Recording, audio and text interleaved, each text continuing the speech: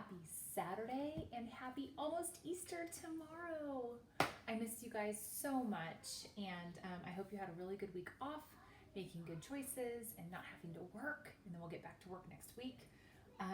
So this story is called The Garden, the Curtain, and the Cross, and it's the entire reason that we celebrate Easter, the whole reason that we remember what Jesus did for us and why he had to die on the cross for us. And this was a gift to me from my dear sweet friends from Driscoll, Nolan, and Leonie.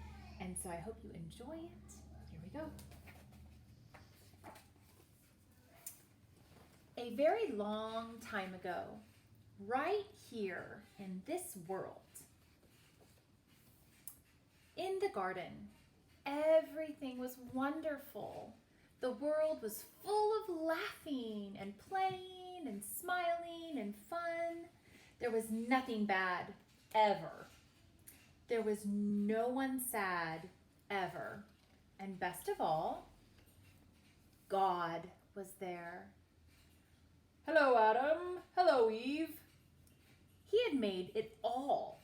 He was in charge of it all. He loved it all. People could see God and speak to God and just enjoy being with God.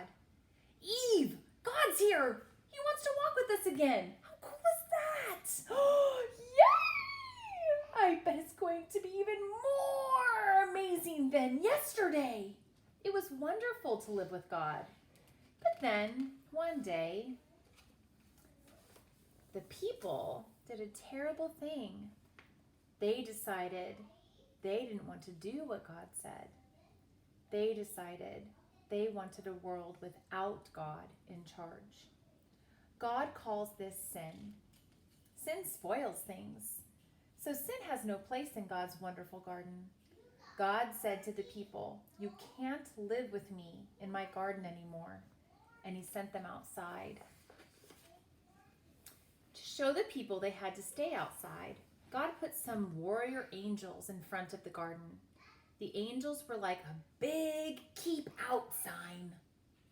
Now things were sometimes bad, and people were sometimes sad.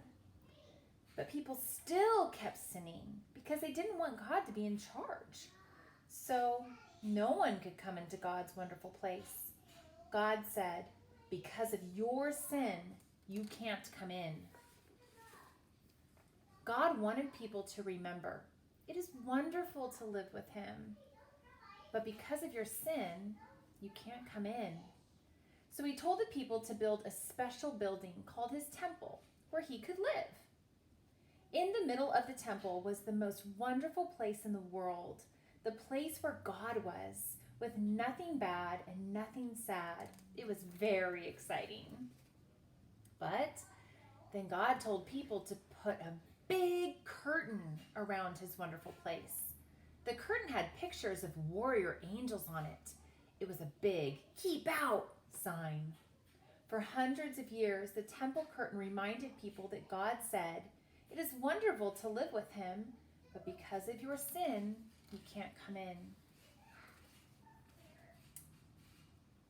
Babies became grown-ups and had babies, and those babies became grown-ups and had babies, and those babies became grown-ups and had babies. Hundreds of summers and winters passed, and the "keep out" curtain stayed in the temple. Then one day, God, the Son, came to live in this world as a person. He was called Jesus. Jesus always did what God said. Jesus never sinned. And Jesus visited the temple where the "keep out" curtain hung. Jesus knew that things were sometimes bad and sometimes sad. Jesus said that God had sent him to open the way back to God's wonderful place, where the world where there would be nothing bad and no one sad. But people didn't want to let God be in charge, so they decided to put Jesus on a cross to die. It was the most bad thing that had ever happened. It was the most sad day of all time. But Jesus had a plan. He had always planned to die on the cross. What a strange plan. Why would God's Son plan to die? On the cross, Jesus took our sin, all the bad things we do, and all the sad things they cause. Jesus took them all from us. And when he did, something amazing, astonishing, astounding happened.